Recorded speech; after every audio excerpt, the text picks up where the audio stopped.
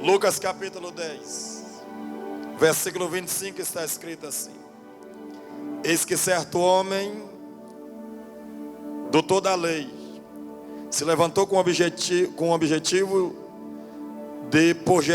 de colocar Jesus à prova. E lhe perguntou: mestre, que farei para herdar a vida eterna? Então Jesus lhe perguntou: o que está escrito na lei? Como você a entende? E isto ele respondeu: ame ao Senhor teu Deus de todo o teu coração, de toda a tua alma, com todas as suas forças e com todo o seu entendimento. E ame ao seu próximo como a ti mesmo. Então Jesus lhe disse: você respondeu corretamente. Faz isto e... Está fraco. Faz isso e... Mas ele, querendo justificar-se a si mesmo, perguntou a Jesus: quem é meu próximo? Jesus prosseguiu dizendo: um homem descia de Jerusalém para Jericó e caiu na mão dos seus ladrões, na mão de ladrões e salteadores. E esses, depois de lhe roubar a roupa, lhe causou muitos ferimentos. Retiraram-se e deixou quase morto. Diga assim: quase morto não é morto. Toque na pessoa e diga assim: aprenda nessa noite que quase morto não é morto. Guarde bem isso que você vai entender depois. E por casualidade um sacerdote estava descendo por aquele mesmo caminho, e vendo aquele homem passou de largo. De igual modo um levita descia pelo mesmo caminho, e vendo passou de largo. Certo samaritano que seguia o seu caminho passou perto do homem, e vendo-o se moveu de íntima compaixão por ele. Aproximou-se, fez curativos nos seus ferimentos, aplicou-lhe óleo e vinho. Diga comigo: aplicou óleo e vinho. Diga para quem está do seu lado: ninguém aqui nessa noite, por mais que aparente não ter nada, pelo menos óleo e vinho vai ter nessa noite. Depois colocou aquele homem sobre o seu próprio animal, o levou para a hospedaria e o tratou. E no dia seguinte separou 2 denários e os entregou ao hospedeiro, dizendo: cuide desse homem, e tudo mais que gastar eu reembolsarei quando eu voltar. Então disse Jesus: qual desses 3 que foi o próximo desse homem, que caiu nas mãos dos ladrões e dos salteadores? E o intérprete da lei respondeu: o que usou de... Então olha para o irmão e diga assim: fique despreocupado, que você não está no Cronos, você está no Kairos de Deus aqui hoje. Então assenta dando glória a Deus e esquece do Cronos.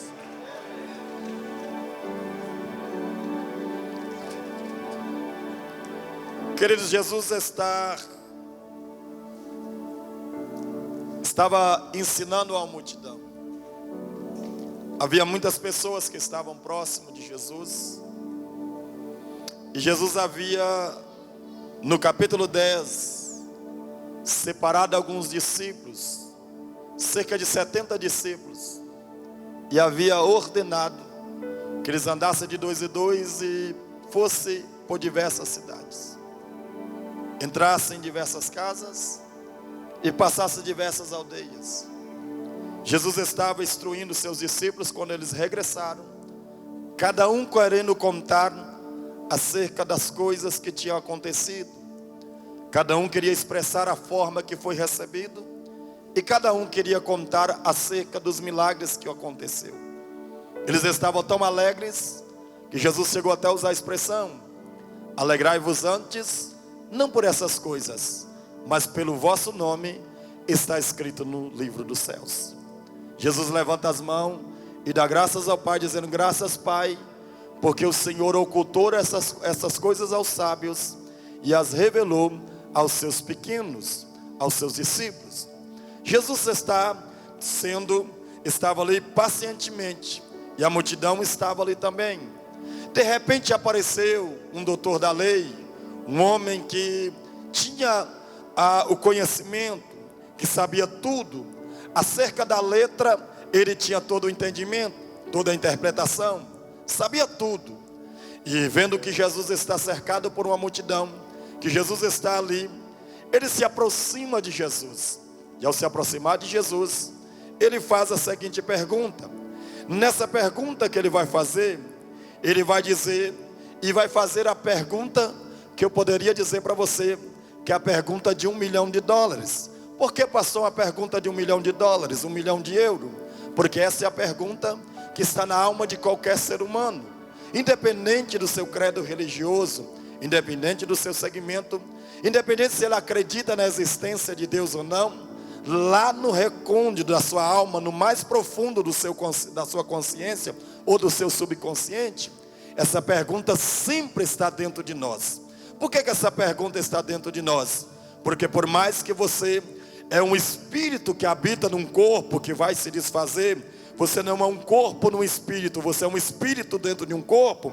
E é por isso que Salomão escreveu bem, e ele expressou isso muito bem expressado, quando ele diz assim: aquilo que é pó retornará ao pó, mas o espírito que Deus o deu retornará a Deus. Porque nós somos um espírito no corpo, ou seja, essa matéria, Paulo diz, se ela viesse desfazer, nós temos um corpo novo, ou seja, um corpo incorruptível que ele vai nos dar naquele dia, ou seja, no arrebatamento ou na ressurreição dos mortos, independente, nós teremos um novo corpo, nós teremos esse corpo que é imortal, revestirá da imortalidade, o que é corruptível, se revestirá da incorruptibilidade, porque nós somos um espírito dentro de um corpo. Agora presta atenção numa coisa aqui.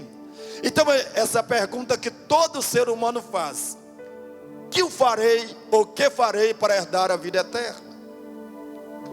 Esse homem faz uma pergunta que, se fosse qualquer outra pessoa que estava seguindo Jesus, ela tinha sentido. Se alguém se levantasse no meio da multidão e perguntasse assim: bom mestre, o que eu farei para herdar a salvação? O que eu farei para herdar a vida eterna? Seria uma pergunta até habitual, porque o povo estava seguindo porque queria aprender. Mas o problema é de onde a pergunta parte. Quem está fazendo a pergunta? Quem está fazendo a pergunta aqui não é uma pessoa normal, não é uma pessoa qualquer. É alguém que tem conhecimento do caminho. Vou repetir. Quem está fazendo a pergunta aqui é alguém que tem conhecimento do caminho. É alguém que sabe essa resposta de cor e salteado.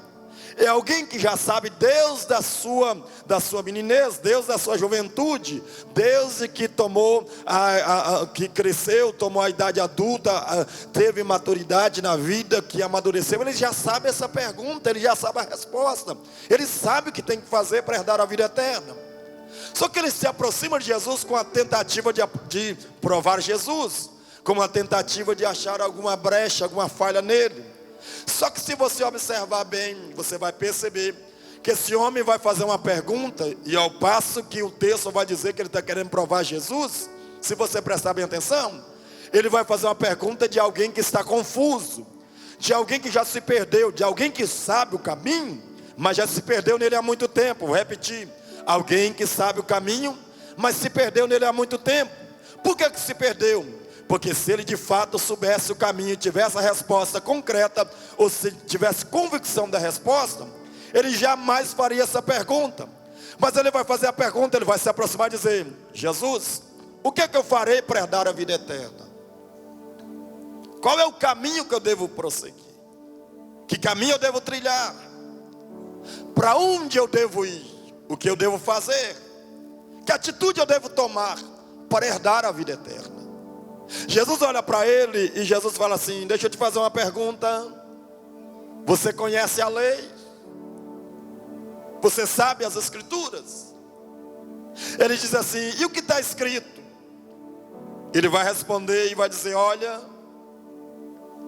o que está escrito: amarás o Senhor teu Deus com todas as suas forças, com toda a sua alma, com todo o seu entendimento. E depois, amará o seu próximo como a si mesmo. Jesus olha para ele e ele está esperando outra resposta.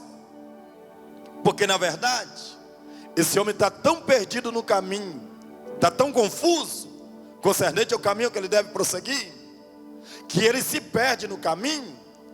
E na verdade quem se perde no caminho tem um grave problema, tem um grave defeito. Porque toda pessoa que se perde no caminho, ele sempre vai buscar pessoas para concordar que essas atitudes estão certas. Na verdade ele não quer ouvir o que Jesus, a resposta de Jesus para ele. Na verdade a resposta que ele quer é que ele diga, que Jesus diga para ele: você está certo, você se perdeu no caminho, você até conhece a lei, você conhece o caminho, você sabe o que tem que fazer, mas continua da forma que você está correto na posição que você está ocupando hoje. Ele esperava que Jesus concordasse que a sua atitude, a sua confusão hoje que ele está vivendo, ele esperava que Jesus concordasse com ela. Só que quando Jesus olha para ele, Jesus falou assim: quer saber o seguinte? Você conhece a lei? Você sabe que amar a Deus sobre todas as coisas e amar o seu próximo é a base para cumprir todos os 10 mandamentos. Porque quem ama a Deus não rouba, quem ama a Deus não prostitui, não adultera, não levanta falso testemunho. Quem ama a Deus não faz nada disso. E por quê? Porque quem ama a Deus ama o seu próximo, ama a si mesmo. Ou seja, não toma nenhuma atitude contrária ao que está escrito na lei. Então Jesus falou assim: faz isto e viverás. Sabe o que Jesus está dizendo? Você já sabe o caminho, você só está confuso. Você só tem que pôr em prática aquilo que você conhece, e você vai viver por isso. Pratica o que você acabou de me citar aqui agora, e você vai descobrir que você continua no caminho. Você só está perdido nele, mas você continua no caminho. Você só tem que praticar agora. Faz isso e viverás. Porque cumprir a lei do Senhor era cumprimento de vida. É por isso que em Deuteronômio capítulo 30 diz que quem por ela viver, ou seja, quem por ela praticar, por ela viverá. Ou seja, quem pratica o mandamento, quem pratica os estatutos, por eles vivem. Por que vive? Porque mandamentos são princípios de Deus. E princípios, além de gerar honra, nutre vida, traz vida e nutre vida em nós, para que nós possamos ser melhor e desfrutar de toda a benevolência de Deus e da vida de Deus através dos seus princípios. Quando Jesus dá essa resposta, ele está tão perdido que ele fala assim: eu não concordei ainda. Ele fala assim: eu sei o que é amar a Deus sobre todas as coisas, com todas as minhas forças, com todo o meu entendimento. Mas quem é meu próximo? Não tem muita lógica isso aqui não, irmãos. Porque como alguém pode entender a primeira regra e desconstruir a segunda? Porque uma depende da outra. Você não tem como dizer que ama a Deus e não amar a pessoa que está do seu lado aí. Você não tem como dizer que você ama a Deus com toda a sua força. Você não tem como saltar, pular, fazer tudo o que você fez aqui hoje, dizendo e expressando o seu amor, a sua gratidão a Deus, e sentar do lado da pessoa e nem olhar para a cara dela e dizer: eu não gosto dessa pessoa, porque é impossível isso. É impossível você dizer que ama a Deus, mas odeia o seu irmão. Porque João foi bem claro: como que você que não ama o seu irmão vai dizer que ama a Deus? Não tem como. Não tem como você dizer que ama a Deus que você nunca viu e não consegue amar a pessoa que está do seu lado todos os dias. Não tem como você dizer: eu adoro a Deus pelo que Ele é e por aquilo que Ele faz na minha vida. Não tem como você fazer isso e de repente aborrecer seu irmão. Porque a Bíblia diz, irmãos, e eu vou dizer uma verdade para você: se o Código Penal funcionasse dentro da igreja, todos os dias a gente estava prendendo uma pessoa. Diga por quê, pastor? Está muito fraco, irmão. Eu sou assembleiano, ainda que não pareça, me anima a pregar. Se o povo grita e reage, aí eu fico empolgado. Diga por quê, pastor? Porque a Bíblia diz que quem não ama o seu irmão comete homicídio, irmão. E homicídio não é um crime grave, não? Sim ou não? Se o Código Penal funcionasse dentro da igreja, os presídios já não estavam cabendo. Porque a Bíblia diz que quem não ama, quem aborrece seu irmão, quem não ama seu irmão, cometeu homicídio. Então ele está dizendo assim: eu amo a Deus, mas eu estou cometendo um homicídio aqui, Jesus, porque eu quero saber quem é meu próximo. Eu quero saber quem é. Jesus vai e pega uma outra história que aparentemente não tem nada a ver com a resposta que ele quer ouvir. Aí Jesus introduz a história desse homem aqui. Aí Jesus começa dizendo: havia um homem que ele saiu lá de Jerusalém e desceu em direção a Jericó. Desceu em direção a? Presta atenção no que o texto está dizendo. Esse homem desceu de Jerusalém para... Olha para quem está do seu lado e diga assim: o problema... Diga mais, o problema que tem muita gente saindo do lugar certo e se ausentando para outros lugares. Escute uma coisa. O texto está dizendo que ele está em Jerusalém e ele desce para Jericó. Só que eu aprendi algumas coisas na Bíblia, que nem todas as descidas elas são orientações de Deus. Existem descidas na Bíblia que foi orientação de Deus para um propósito. Quer ver uma coisa? Capítulo 18 de Jeremias: e veio a minha palavra do Senhor dizendo: desce à casa do oleiro, e lá farei ouvir as minhas palavras. Versículo 2: e desci como o Senhor me havia ordenado. Porque uma coisa é quando você desce para um propósito e debaixo de uma instrução de Deus.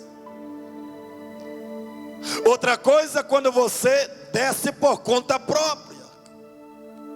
E qual é o perigo, pastor, de descer por conta própria? Porque sair da proteção, do lugar da proteção, do ambiente que Deus te colocou, e se ausentar por conta própria, você tem que assumir todos os riscos do caminho.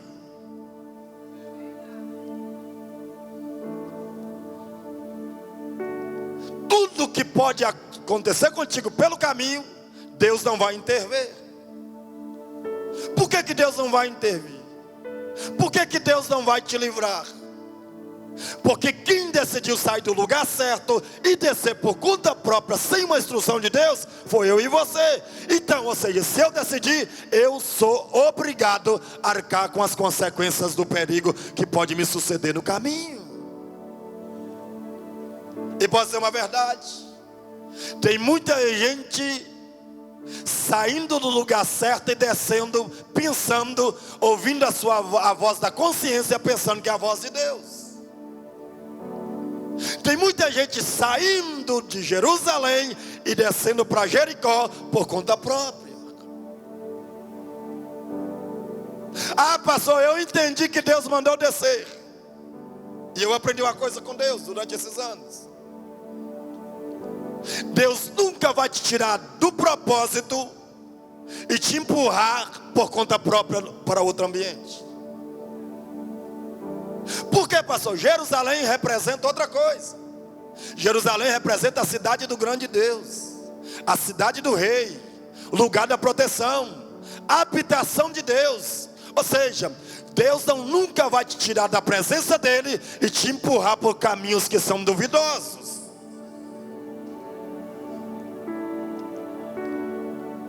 A gente tem que ser perceptível ao que Deus está ordenando ou ao que Deus não está ordenando na nossa vida, irmãos. Tem muita gente quebrando a cara no percurso do caminho, não é por causa, e vai jogando, ainda joga a culpa em Deus, dizendo: Deus que me tirou, agora eu estou aqui. Não, Deus não te tirou. Deus nunca vai tirar da zona de proteção e vai te expor ao perigo. Qual é o pai que coloca o filho para estar na frente, tira ele do lugar da proteção e coloca ele na frente da guerra, irmãos? Qual é o pai que vai tirar o filho debaixo da sua proteção e desnecessariamente coloca ele a perigo? O pai tem uma função: protege, cuida, guarda, sustenta. Todo pai, ele tem prazer de cuidar dos seus filhos. Se o pai tem prazer de cuidar dos seus filhos, imagina Deus, que é soberano e é pai por excelência. Porque guarda uma coisa na sua cabeça: antes de Deus se revelar a você como Senhor, Deus se revelou como Pai primeiro. Não, alguém no meio entendeu. Olha aí, observa uma coisa. Gênesis capítulo 2 diz assim: e havendo Deus criado os céus e a terra e todo o seu exército. Aí a Bíblia diz que Deus começou a fazer com que as coisas acontecessem na terra. Começou a fazer com que a terra ficasse pronta, preparada para receber o homem. Mas o texto diz assim: e a terra estava pronta, estava tudo ok, mas dizia assim: e não havia homem para lavrar ou cultivar a terra. Por que Deus fez isso? Porque era desejo de Deus preparar o ambiente para depois receber o homem. Por quê? Porque era desejo de Deus que quando o homem fosse criado e os seus olhos se abrissem para Deus, eles entendessem que Deus era muito mais do que Senhor. Era Pai por excelência. E Pai prepara, cuida, guarda e deixa tudo preparado para quando o filho nasce. Você lembra quando a sua esposa chegou e disse assim: eu tenho uma boa notícia, está vindo uma menina bonita aí. O que você fez? Se alegrou. Mas em contrapartida, dentro da alegria, veio a preocupação. Qual é a preocupação, pastor? Aí você já viu que o orçamento ia aumentar. Você já percebeu que tinha um quarto para arrumar. Você percebeu que tinha que comprar berço, que tinha que comprar roupa, que tinha que comprar isso. Mas essa preocupação, ela não é uma preocupação que te desgasta. É uma preocupação de cuidado. Que você sabe que está vindo algo que vai trazer alegria. Aí você começa a planejar. Você começa a fazer tudo. E no dia que a criança nasceu, você pode prestar atenção, já estava tudo preparado para recebê-la. Ou você, quando você recebeu a notícia, você só foi comprar a primeira roupa no dia que nasceu? Você comprou o berço na noite que nasceu? Claro que não. Quando estava próximo a dar a luz, já estava tudo preparado. Por quê? Porque Pai cuida, guarda, protege e ainda deixa o ambiente preparado. É isso que Deus fez. Deixa eu fazer tudo aqui primeiro, para que quando o homem for formado, ele não me tenha como Senhor somente, mas como Pai por excelência. O senhorio de Deus só se manifestou depois da sua paternidade, irmãos. O senhorio de Deus só apareceu depois da paternidade. Jesus, quando apareceu, para você ter ideia, Jesus sempre usou a linguagem. Por isso que eles queriam perseguir Jesus, sabe por quê? E eles começaram a perseguir, dizendo: quem é esse que está dizendo que é o Filho de Deus? Porque Jesus sempre se referia ao Pai como Pai, ou seja, trazendo de volta a paternidade de que o homem não entendia mais. Eles tinham Deus como um Deus vingador, um Deus da justiça, um Deus consumidor, mas perdeu a identidade de Pai. Aí Jesus vinha assim: eu e o Pai somos um. Eu falo em nome do Pai. As palavras que eu falo que as palavras são do meu Pai. Sabe por que Jesus estava embutindo na mente deles, dizendo assim: vocês têm que ter Deus como Senhor, mas antes de tudo, vocês são filhos e têm que saber que Ele é Pai. E como Pai, Ele é cuidador, guardador. Ah, você não entendeu? Deixa eu profetizar que você vai entender. Deus te trouxe nesta noite para te dizer: a paternidade de Deus vai se revelar sobre a tua vida. O favor e o cuidado de Deus virá sobre a sua vida nesse lugar aqui hoje.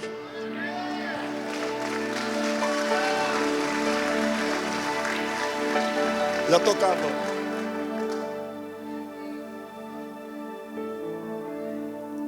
Quando ele desceu por conta própria.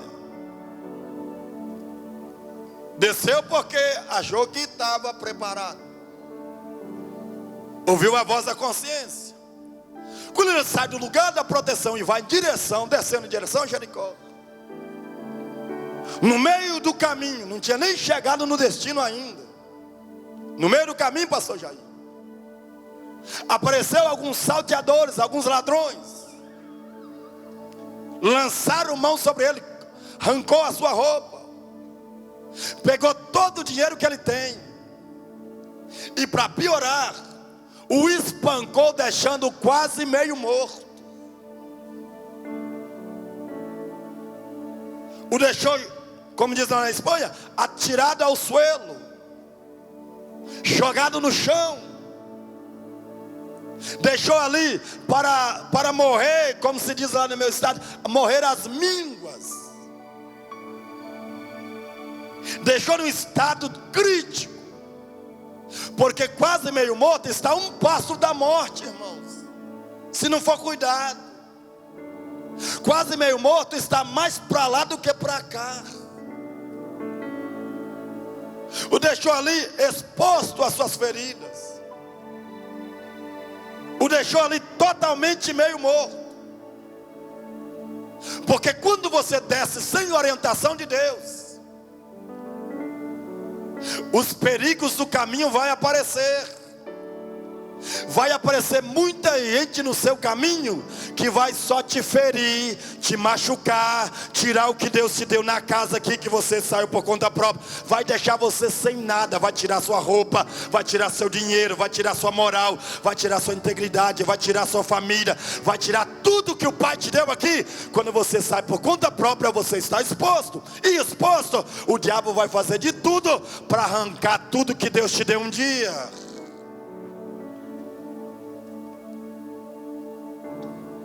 Perde as roupas, perde o dinheiro, perde tudo.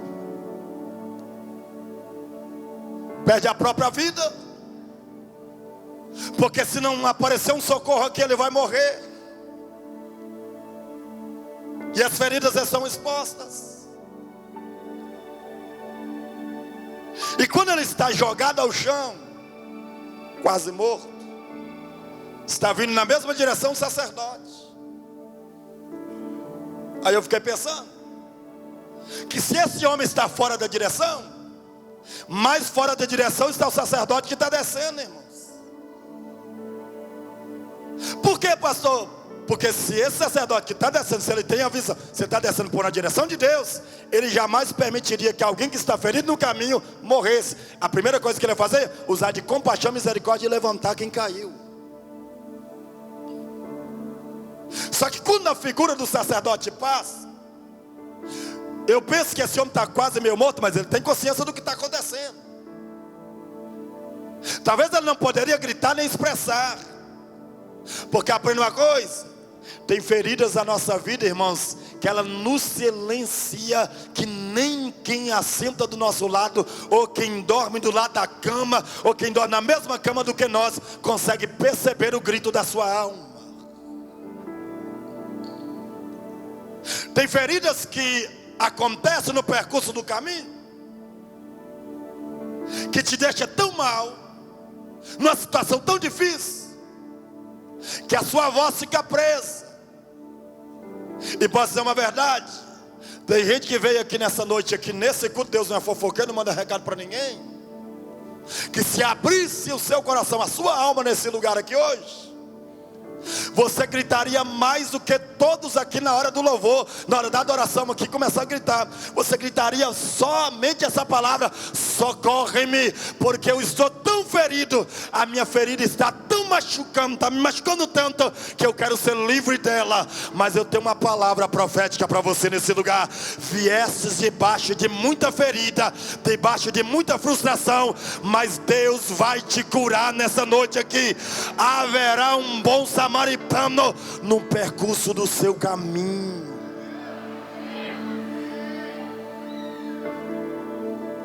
Para cá. Ele quer expressar, mas está amargurado, frustrado, machucado. Mas eu penso que na consciência dele, ele fala assim: está vindo o meu socorro aí agora. Porque se ele é um sacerdote, um homem de Deus, ele não vai deixar eu morrer. Só que o texto diz que quando o sacerdote passou, ele viu que o homem está meio morto, ele só virou e passou de largo. Você deixa quieto. É como se ele dissesse: deixa os mortos com seus mortos, deixa eu ir embora.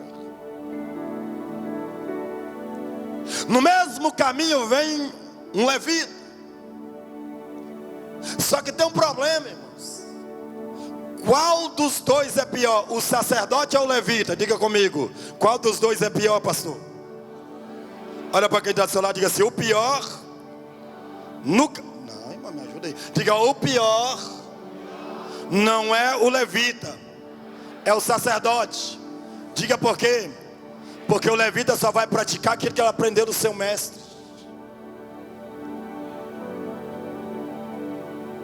O levita só vai tomar atitude de quem, ou seja, o levita em posição, ele está debaixo da submissão do sacerdote.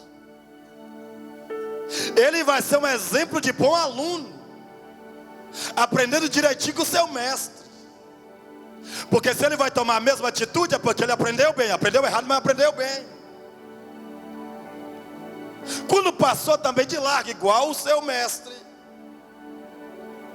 Eu penso que esse homem, na mente dele, lá no seu subconsciente, ele está à beira da morte e já imaginando com ele mesmo: acabou minha história nesse lugar aqui agora. Perdi os meus objetivos na vida. Não tenho foco algum na vida mais. Acabou todas as possibilidades de eu poder sair dessa situação agora. Porque na mente deles, se o sacerdote não estendeu a mão para mim, se o levita que aprendeu é igual, quem poderá me socorrer aqui agora? Quem vai estender a mão para mim agora? Esta é a sua história nessa noite, meu filho. Porque tem muita gente aqui que você veio nessa terça-feira. E você não veio aqui porque você falou assim: eu vou porque eu senti vontade. Não, você veio aqui trazido pelo Espírito Santo. Porque é tanta coisa que o diabo pôs para obstruir o seu caminho, para você não chegar aqui. Mas eu tenho uma palavra profética: você rompeu todos os obstáculos. Bem-vindo ao socorro de Deus hoje. Porque Deus vai te pegar pela mão aqui, e Deus vai fazer você sair daqui com uma outra mentalidade desse lugar hoje. Porque a especialidade do diabo, aprenda bem isso, é obstruir o caminho para você não chegar a lugar algum. Porque ele sabe que é melhor você morrer. Jesus disse uma palavra, e já encerra por aqui, nós vamos orar por causa da hora. Jesus disse uma palavra e disse assim: quem tem sede, venha a mim e beba da água. E ele já disse assim: é de graça. Aí mais embaixo o texto vai dizer assim: do seu interior fluirão rios de água viva. Você quase entendeu? Do seu interior fluirão rios de água viva. Só que a expressão fluir está interligada à expressão correnteza, irmãos. Ele está dizendo assim: do seu interior uma correnteza vai nascer e vai fazer rios de água viva se mover dentro de você. Por que Jesus está dizendo que fluirão, ou correntes fluirão dentro de você? Porque você já percebeu? Um rio para você ter ideia. E a função do diabo, presta atenção nisso, é jogar nos rios da sua vida, é encher de lixo o seu rio, é colocar tudo que não presta. Porque fazendo isso, ele vai inibir com que as águas se movam. Só que Jesus está dizendo assim: mas uma correnteza vai nascer de dentro de você e vai empurrar todas estas parafernálias que o diabo tentou colocar, para que você não viva tudo aquilo que Deus tem reservado para a sua vida. Não, você não entendeu, não? Viesses aqui talvez estancado nessa noite, paralisado, mas você vai sair daqui movido pelo Espírito Santo nesse lugar hoje. Pastor, mas me jogaram tanto lixo nas minhas emoções, que eu entrei aqui, pastor, eu estou num estado de depressão tão grande, que eu estou aí no foco, mas eu nem tenho foco, não tenho nenhum foco para 2020. Viesses ao lugar certo, porque os rios do Espírito vai passar em forma de correnteza nesse lugar, e vai tirar tudo aquilo que está obstruindo você de poder chegar onde Deus tem reservado para a sua vida, meu irmão.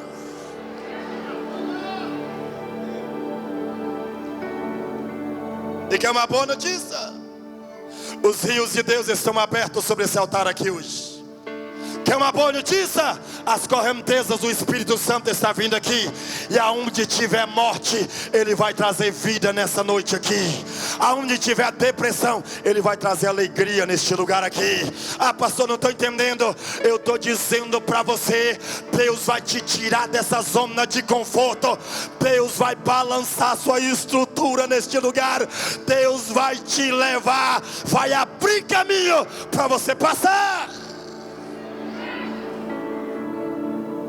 Que é uma boa notícia. As pessoas que estudam esse fenômeno descobriu, pastor Júnior, que todo esse lixo que as correntezas tiram, a tendência dele é ficar na beirada do rio. Só que descobriu outra coisa. Esse lixo que as correntezas vai tirando tudo para fora, ele passa por um processo. E nesse processo, sabe o que acontece? Não se torna, não é lixo. Esse lixo vai passar por um processo e vai se tornar como se fosse adubo. Já percebeu quando você passa no rio, por exemplo? Já percebeu que próximo dele, tudo que se planta dá? Já percebeu que é tudo verdinho? Já percebeu que não tem, pode estar fazendo a seca que for, mas lá, tudo que se joga próximo do rio nasce, porque todo lixo que foi jogado para fora, passa no processo e se torna adubo, e tudo que é plantado, nasce. Pastor, não entendi. Tudo isso que estão jogando nas suas emoções, tudo isso que está jogando na sua vida, tudo isso que está tentando apagar você, para você não fluir no Espírito, Deus vai tirar nessa noite. Tem mais, vai fazer você como árvore frutífera, porque vai nascer sonhos de Deus, projetos de Deus, família de Deus, vai nascer.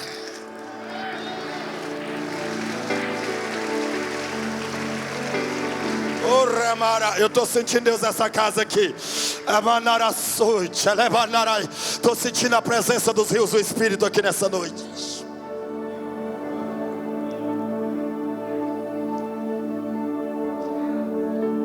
Ah, pastor, mas jogar muito lixo, não tem problema. Deus vai jogar para fora e ainda vai fazer produzir para você viver o melhor de Deus nessa terra.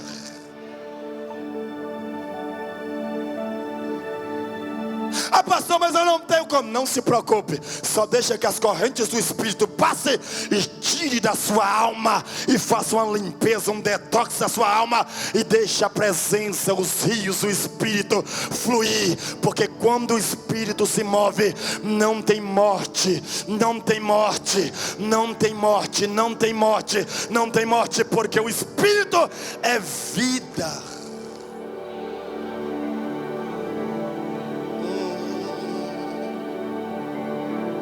O irmão, eu estou sentindo ele aqui. Já encerro isso. Esse homem está morto, quase meio morto. Mas no caminho veio um bom samaritano. Vou falar bem despacio, como diz na Espanha. No caminho veio um bom samaritano. Olha para quem está do seu lado e fala assim: você não está só. Bata no ombro dele e diga assim: você não está só. O bom samaritano está vindo aí para te ajudar a levantar.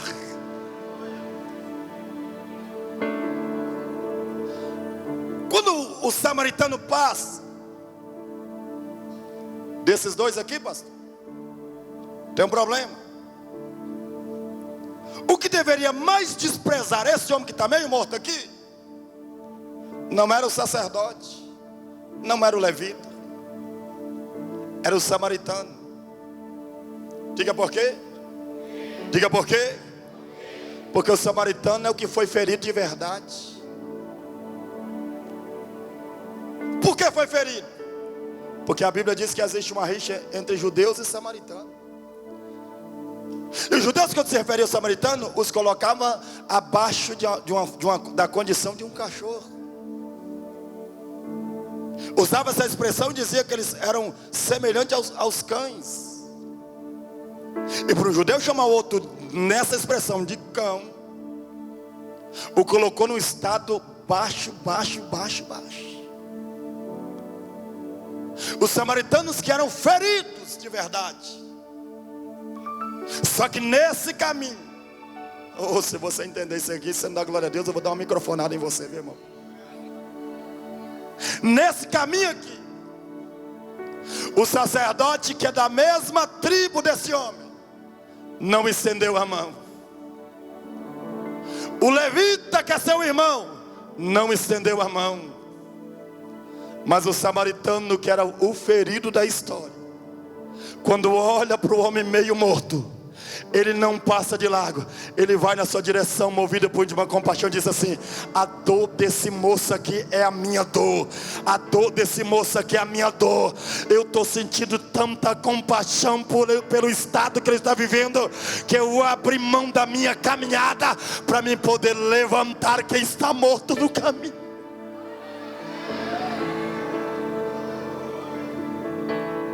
Sabe o que significa a palavra compaixão, irmãos?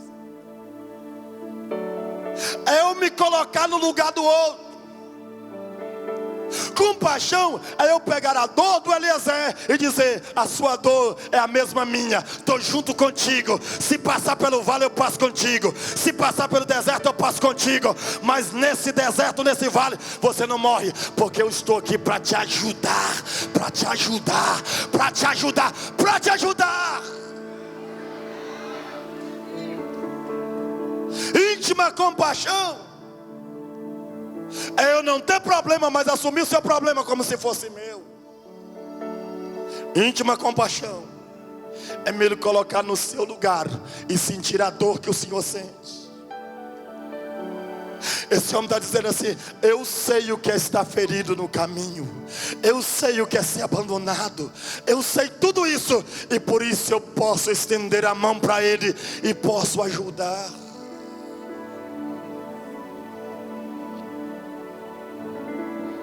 Quando ele olhou para esse homem, ele sente a mesma dor. Ele se coloca no estado desse homem. Porque guarda na sua cabeça: ninguém pode dar aquilo que não tem. Ninguém pode oferecer o que nunca recebeu e aquilo que nunca teve. Quer ver uma coisa?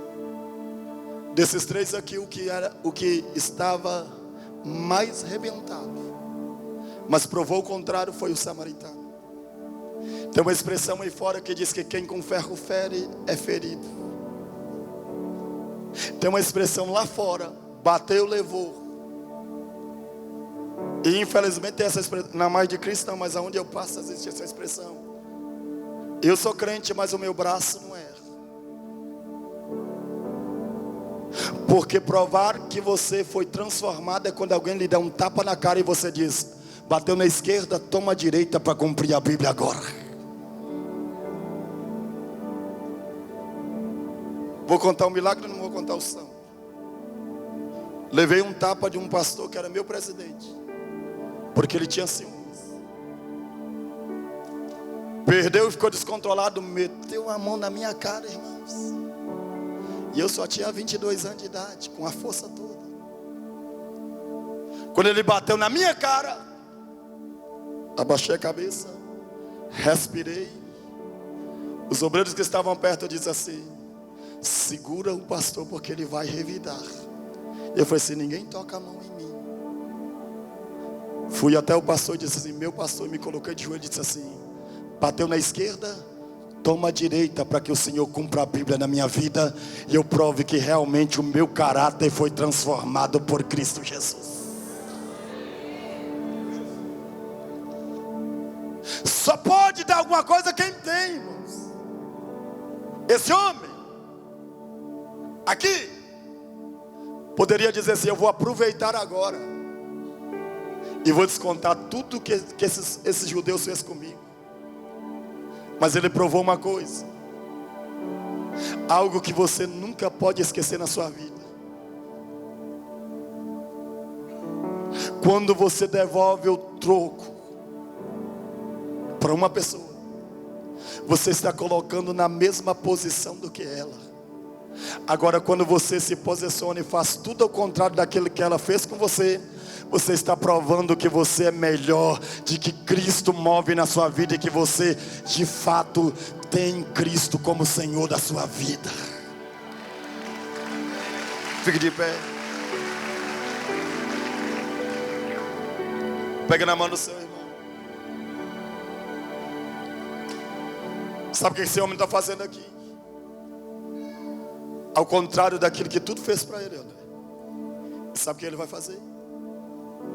Ele vai dar uma lição extraordinária. Diga-se comigo assim: ser ferido, diga mais uma, diga, ser ferido é circunstancial. Está fraco, diga, ser ferido é circunstancial. Agora olha para o irmão que está de qualquer lado seu e diga assim: mas ferir é opcional. Entendeu não? Ser ferido é circunstancial, irmãos. Você pode estar ferido hoje, mas pode sobrar só a cicatriz, mas você pode ser curado amanhã. Sabe o que ele está dizendo? Eu já fui ferido um dia pela circunstância, mas eu decidi uma coisa que agora, que ferir é opcional, e eu decido não ferir, eu decido curar, porque eu já fui ferido, fui curado, e eu tenho poder para liberar a vida nele agora.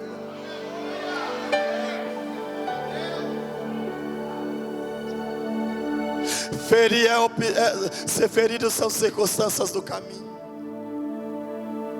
Agora ferir é opcional. Ah, pastor, mas eu vou descontar. Não precisa. Pratique ao contrário daquilo que eles fizeram com você. Sabe por quê? Porque você vai levantar muita gente. Porque só pode curar quem já foi curado. Só pode amar quem entende que é amor. Só pode levantar quem já caiu um dia. Só pode praticar e dar quem tem o que dar.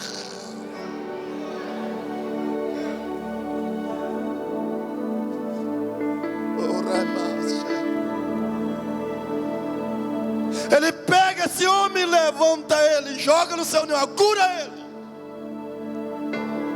Sabe por que ele leva vinho e azeite aqui no percurso desse caminho aqui? Porque ele sabe o que é ser ferido, irmãos. E ele sabe que no caminho pode acontecer que vai ter muita gente que foi ferido e vai precisar de vinho e azeite. Sabe o que ele está dizendo? O sacerdote passou de mão vazia, o levita passou de mão vazia, mas como eu já fui curado, eu sei o que é ser ferido, mas também sei o que é ser curado. Então nunca vai faltar azeite na minha vida para curar, e nunca vai faltar vinho. Levante as suas mãos, solte a mão, levante aí bem alto. Eu profetizo, levante bem alto. Eu profetizo que há mais de Cristo nesse momento, debaixo da unção do foco 2020. Deus vai colocar unção na tua vida para curar quem passar na tua vida. Deus vai te dar vinho, alegria vai contigo onde você entrar. Onde você entrar, a alegria de Deus vai entrar contigo. Alabachandaracei. Deus vai te dar vinho e azeite para você curar alguém.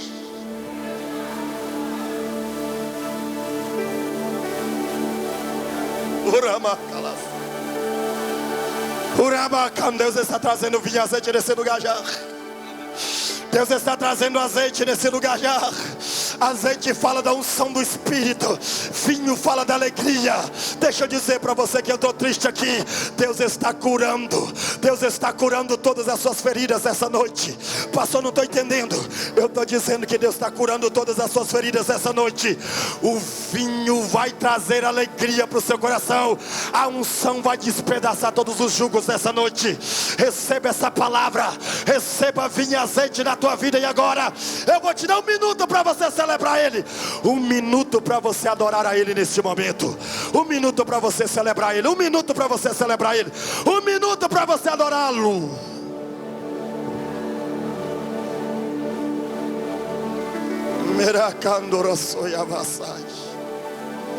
Enquanto você está adorando a unção, Deus está pondo unção, azeite na sua vida. E agora Enquanto você está adorando, Deus está abastecendo a sua vida. E agora, enquanto você está adorando, Deus está trazendo azeite, azeite, azeite. Isto, vá adorando a Ele aí. Enquanto você está adorando, Deus está trazendo azeite. Deus está colocando azeite, Deus está colocando azeite. Vai sair daqui como agente de cura para muita gente. Agente de cura para sua casa. Agente de cura no seu trabalho. Agente de cura. Deus leva a Xanduracei. A unção de Deus está tomando conta deste lugar aqui agora. A unção de Deus está vindo sobre a sua vida. Deixa o Espírito Santo te tomar neste lugar agora. Deixa o Espírito Santo te tomar nesse lugar agora. Deixa a unção do Espírito. Ah, pastor, mas eu estou triste, pastor. O azeite está sendo derramado, mas Ele está te dando vinho da alegria nessa noite. Ele está dando vinho da alegria nessa noite. Ele está te dando alegria nessa noite. Começa a sorrir, sorrir no meio da tristeza. Começa a cantar no meio da tristeza. Começa a adorar no meio da tristeza. Meu Deus, eu estou sentindo a presença dEle aqui. Eu estou sentindo a presença dEle.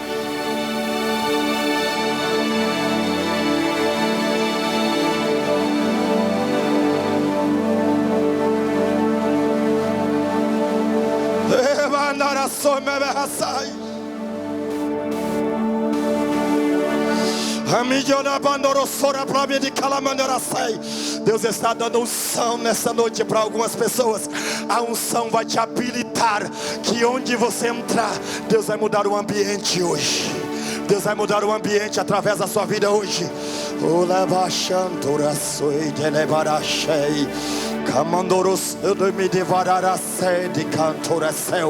A unção de Deus está invadindo este lugar.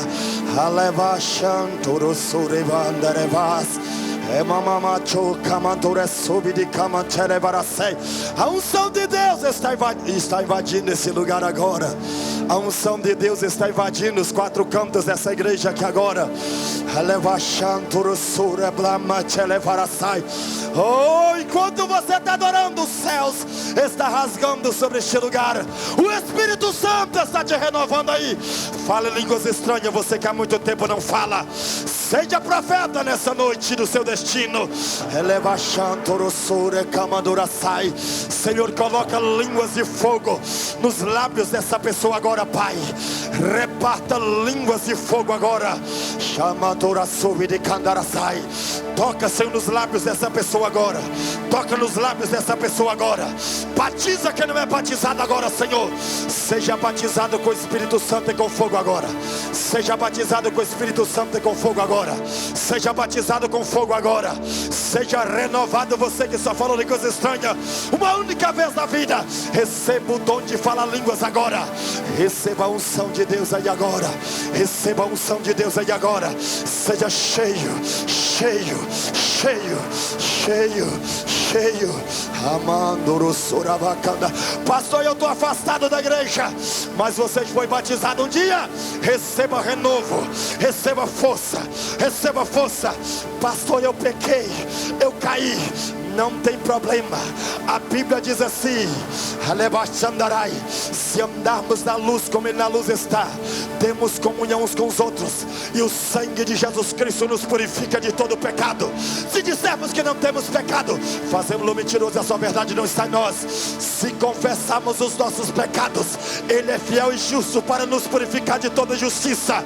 Ah, nós não pecamos, então a verdade dele não está em nós. Capítulo 2, versículo 1.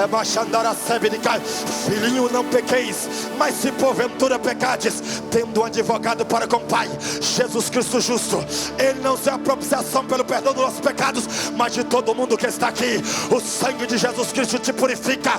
O sangue de Jesus Cristo te purifica. Receba a unção do Espírito.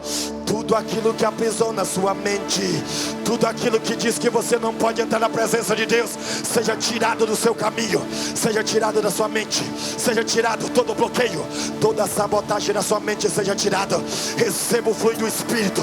Receba o fluido do Espírito. Receba o fluido do Espírito. Receba o fluido do Espírito. Seja cheio, cheio, cheio, cheio. Transborde da unção dele. Transborde da unção dele. Eu vou deixar você com o Espírito Santo aí agora.